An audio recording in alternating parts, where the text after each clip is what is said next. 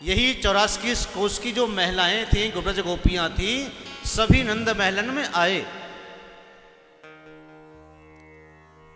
लेकिन नंद बाबा को महल तो बहुत बड़ो है, छोटो ना है। संत, इतिहास, पुराण, ऋषि मुनि कहते हैं कि नंद बाबा के जो महल हैं वहां में 85 चौक हैं, बड़े बड़े।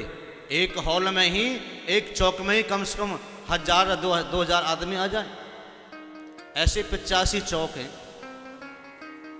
सब ब्रज गोपियां ठुमका लगा रही हैं, लहंगा परिया पहन करके आई और अपने सज धज करके आई, 16 श्रृंगार करके आई। एकटक लाला को निहारती हैं, लाला को झूला झुलाती हैं और देखती ही रह जाती हैं। अरे देख तो सही, ये लाला हमारी तरफ कैसे देख रहे हो? अरे देख तो सही है कि नैन कैसे चपल हैं। अरे देख तो सही है कि ये डिठोना जो लगा हुआ है, ये डिठोना कितना अच्छा लग रहा है। आपस में परस्पर गोपियां बातें कर रही हैं। 6 महीने लगातार नंद के मेलन में उत्सव मनाया गया। 6 महीना। लेकिन नंद बाबा ने सोची कि पूरे ब्रजमंडल के लोग आ गए और गोपियां आ गई, ग्वाल वाल आ गए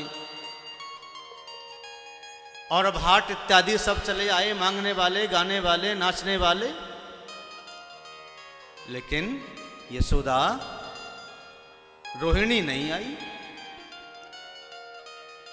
चलो वह मना के ले आवे। बात कहा है, आई क्यों ना? कि रोहिणी च महाभागा कि नंद गोपाभनंदिता व्यचरद दिव्यवास संकंठा भरण भूषिता। नंद बाबा और यशोदा मैया रोहिणी के महलन में गए और मनावे लगे। रोहिणी, कहा बात है, हमारे महलन में लाला को उत्सव चल रहे हो है, क्योंकि रोहिणी के यहाँ तो बलदाऊ हुए हैं और यशोदा के महलन में लाला भय कृष्ण हुए। राम अवतार में यही बलदाऊ लक्ष्मण जी बने तो राम जी के छोटे भैया राम अवतार में। अब कृष्ण अवतार में आए तो अब लक्ष्मण जी बड़े भैया बन के आए। कहने लगे हमने राम अवतार में छोटो भैया बनकर के खूब सेवा करी, अब हम बलदाऊ बड़े भैया बन करके अब लाला को पूरा ध्यान रखेंगे, अपना रौब चलावेंगे। लाला याय काम कर, लाला वाय काम कर, लाला तू वहां जा, लाला तू वहां जा। बलदाऊ रोहिणी के महलन में हैं, लेकिन कृष्ण और बलदाऊ आपस में बस पालने से पालने में आंखें मिला करके देख लेते हैं, इशारे ही इशारों में बात हो जाती है। आपने देखा ना, 2 बालक अगर पास पास खेल रहे हों तो वो उनकी चपलता और उनका मटकापन और उनके हाव भाव आपस में वर्ताव करते हैं, आपस में वार्तालाप करते हैं। क्योंकि कहते हैं ना, खग जाने खग ही की भाषा। पक्षी पक्षी की बात समझता है, पशु पक्षी की बात समझता है। कुछ पशु सूंघने से बातें करते हैं, आपस में सूंड मिलाते हैं, चोंच से चोंच मिलाते हैं तो पता चल जाता कि ये क्या कहना चाह रहा है। ऐसे ही बालक आपस में तोतली भाषा में बात करके एक दूसरे को समझा देते हैं कि इसके मन में क्या है, ये क्या कहना चाहता है। तो भगवान श्री कृष्ण और बलदाऊ आपस में वार्तालाप कर लेते हैं।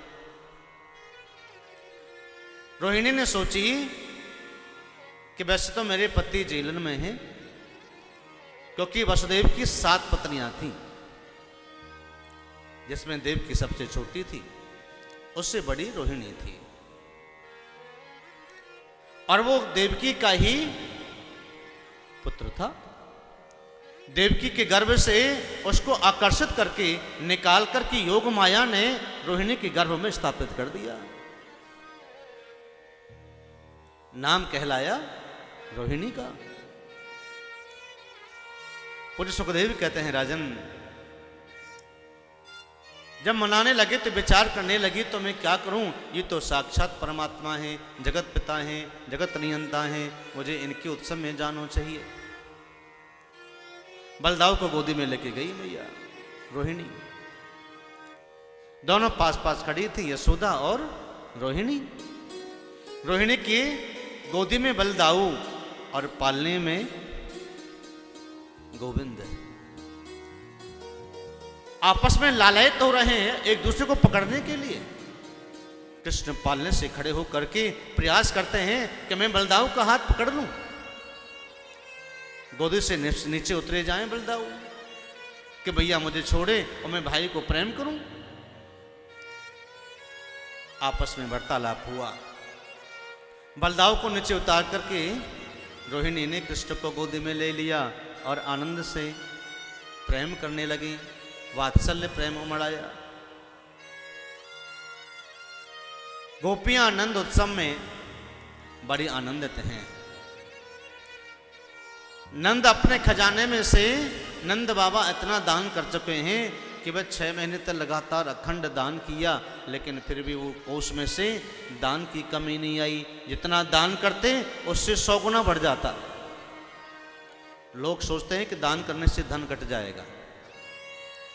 दान किए धन ना घटे, कहे गए दास कबीर। दान करने से आपका राजकोष में, आपके खजाने में और धन बढ़ जाएगा। जितना धन दिया उससे 10 गुना ज्यादा और भर गया, खजाना खाली होता ही नहीं। अब यहां पे कुबेर जी को शंका हो गई, कभी इतना दान किया है, इतना दान किया है कि कुछ बचा ही नहीं, और रात को जैसे खाली हो जाए तो सुबह देखा तो भरा मिले। कि नंद कछु इतनो जो दियो, घनश्याम कुबेरहु कीमति बोरी। देखत मोहि लुटाए दियो, ना बची बचिया ना पिछोरी। न बची बचिया छचिया न पिछोरी। इतना दान दियो। कुबेर को शंका हो गई कि कारण क्या है। अरे जहां कारण तो यह है कि भगवान साक्षात यहाँ जन्म लेकर के आए हैं, वहां कमी क्या रहेगी धन की। वहां तो धन बहुत होगा, क्या कमी हो सकती है। क्योंकि भगवान ऐश्वर्य सुख समृद्धि रिद्धि सिद्धि सब कुछ लेकर के आते हैं। जहां गोविंद है वहां सब कुछ है। सब्सक्राइब करें रामकृष्ण शास्त्री जी के YouTube चैनल को और हमारे वीडियोस को सबसे पहले देखने के लिए बेल आइकन को दबाना न भूलें।